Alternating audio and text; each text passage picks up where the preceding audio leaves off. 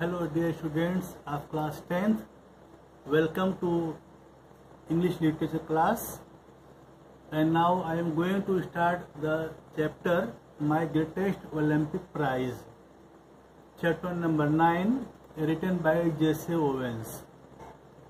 First of all, know about the story, what is written in My Greatest Olympic Prize. The lesson My Greatest Olympic Prize is the touching heart experience. You can say rather heart-touching experience of Olympic gold medalist J.C. Owens. Adolf Hitler believed in Aryan superiority theory. He thought that his German athletes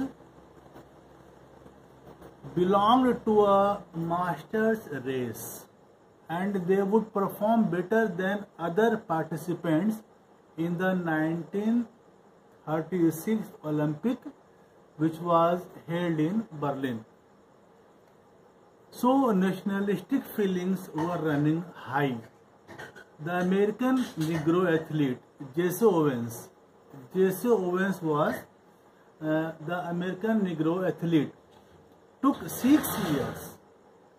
years of painful practice continuously, purposely to break the theory of Hitler. He wanted to break the idea, the thought of Adolf Hitler, as he thought that his race is superior.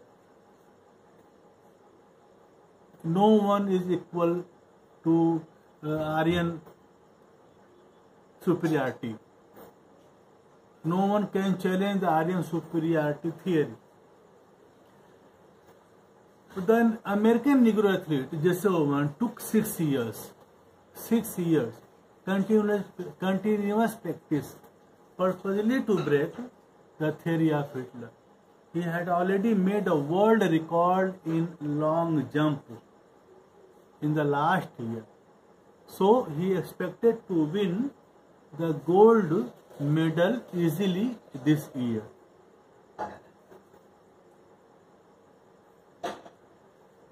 J.C. Owens was not worried because he had kept himself disciplined, sweated, and trained for 6 years continuously.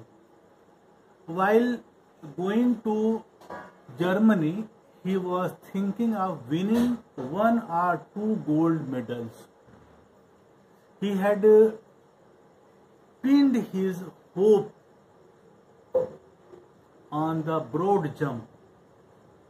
A year ago, he had set the world record of 26 feet 8 hole 1/4 inches at Ohio State University. But a surprise awaited him. As the trials began, he saw a trial boy hitting the pit at almost 26 feet. He was a German, Lutz Long. His name was Lutz Long. Hitler had kept him as a surprise. If he won, Nazis' Aryan superiority theory would get a boost. J.C. Owens was determined to go out there and really show the world who was superior. He had felt anger built up in him, and that was wrong for an athlete. On the first of his 3 qualifying jumps, he jumped from several inches beyond the takeoff board. It was a foul. It happened again. He was frustrated. There was a hand on his shoulder. It was the same tall German broad jumper. He had qualified for the finals.